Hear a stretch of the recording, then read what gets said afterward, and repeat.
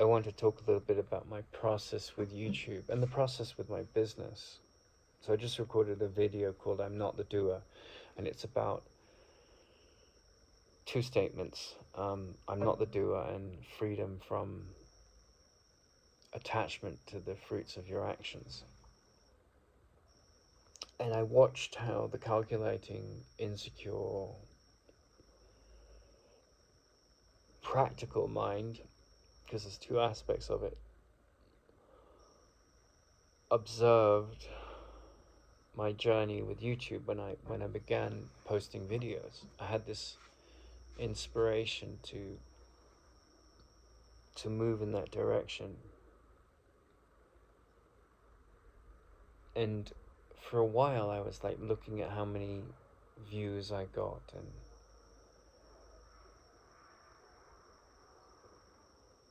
how many hours the videos have been watched.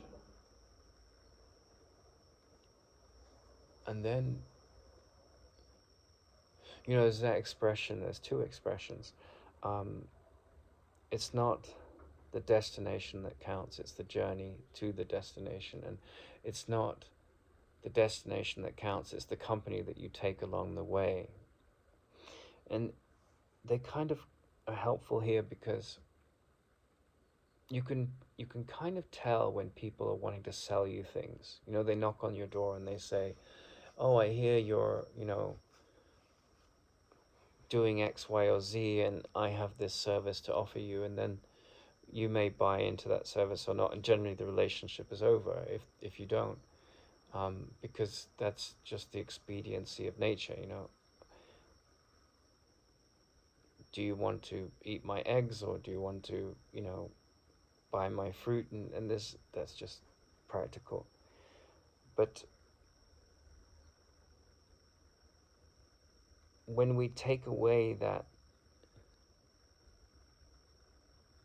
necessity, like, we can't take it away because, you know, the body has its needs, but when we take away from our motivation the acquisitiveness of our insecurity, right? Acquisitiveness means to pile up more and more, to have more and more stuff, to have more and more status, to have more and more importance, to have more and more recognition. And we take that out of our motivation. We witness it and see it as an imposter, right? There's nothing wrong in a farmer wanting to get the maximum yield. But if he's farming for the love of farming, you know, he'll focus on getting the maximum yield. You know, an athlete that's really dedicated to their training in the right way will focus on doing the best they can, but not necessarily so they can be seen to be this incredible character. If there's true humility, they're just doing it for the love of the action, the love of the sport. And yes, you want to get the best results, but are you doing it for the results? Are you doing it for the destination? Or are you doing it for the love of the journey and the company that the journey brings? And so, like, I realized, you know, when I was very young, I kept a natural history journal. I kept a journal of my observations of nature, and I did it just, you know, I'd collect mushrooms and draw trees and take bark samples and collect moss and pick up dead badgers and put them in the freezer. You know, I was just completely enthralled by the nature of nature. And there was no profit in it except the joy of doing it. And so I think if that kind of spirit comes to engulf your interest, there's a vitality to that. There's a vitality that other people are drawn to because they want to discover that kind of vitality in themselves. And so I was at a point where I had some very difficult things happen to me: illness, abuse, disillusionment with with the insanity of society. And then this inspiration will go back to what inspires you, tell the stories that lift the spirit, focus on this interest in where evolution leads that you're very passionate about. And I remember once someone saying to me when I was originally working on this movement of communication that you see in the form of Sutra Novum and Bodhi Sutra, I was very passionate about it, and this person that I met said to me, peace is more important than passion. And it stopped me. Because, you know, you can be really passionate about this relationship with this woman or this man, and it's just leading you in a tizzy into like total insanity and upset and anger and insecurity and desperation. Or you could have the same relationship with a passion for a drug or a passion for a hobby that just derails you, or a passion for a career that makes you this insensitive, psychopathic, crazy person. So she was right, you know, peace is more important than passion.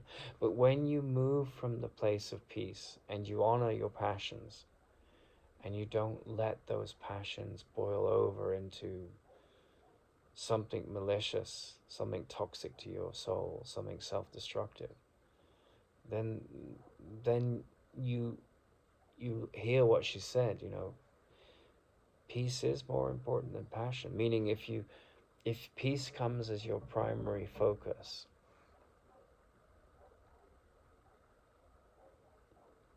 then passion will know its place. It won't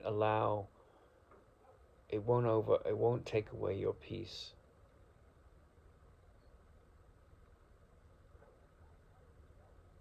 But the anguish that comes from sacrificing peace at the altar of your passion, once you see it, you can't go back to that way of being. You can get a very humble job, or you can, you know, leave a very toxic family and find a simple life, because your peace is the most important thing. And if it's real peace, it won't judge those people or scapegoat them or hate them.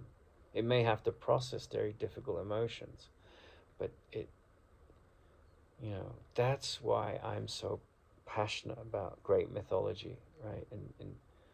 And the stories of the world that help us make peace our top priority. That is, to me, the power of wisdom and culture and great music and great art and great science. If it serves the journey to our deepest peace, which doesn't attack another and supports their flowering, then it has meaning.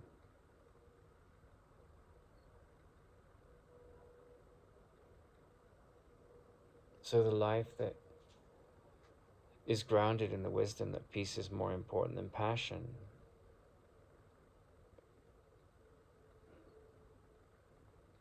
is, you know, I'm not saying this in a pretentious way, but it's like a flower that blossoms because it gets its priorities right. There's nothing artificial about it. It's not coming from insecurity. So what it offers has no expediency in it.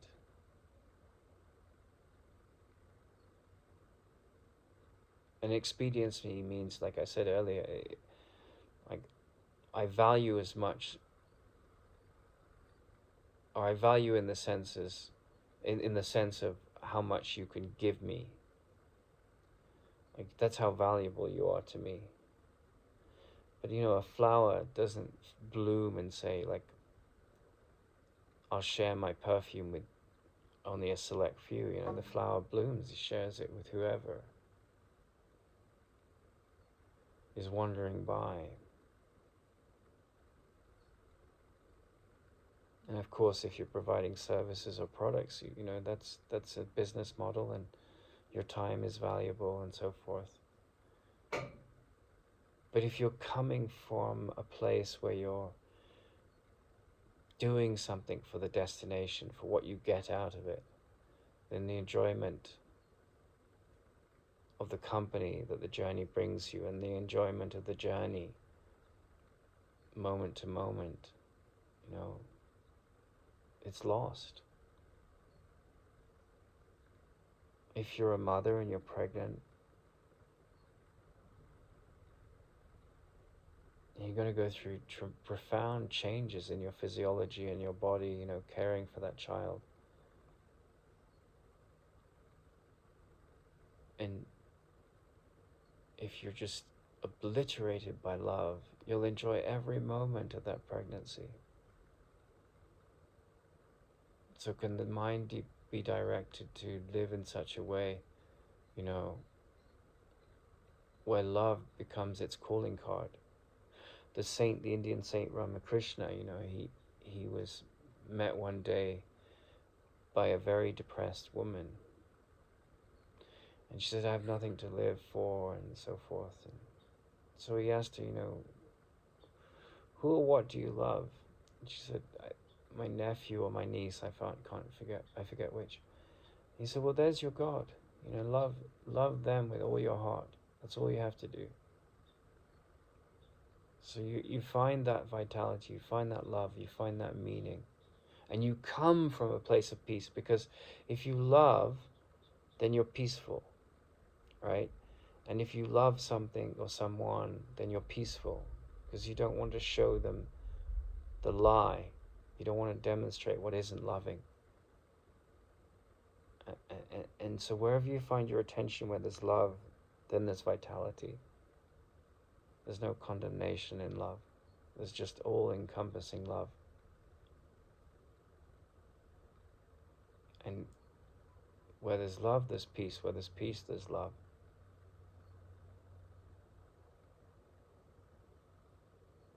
And peace and love, they're like, titanic oceans. They're just the force of them.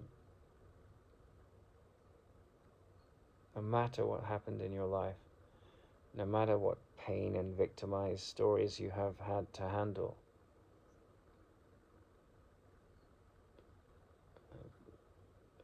like love and peace are present, they're ever present. And the shockwaves of trauma, the shockwaves of insecurity, your insecurity in response to other people's insecurity, like an earthquake, you feel the tremors.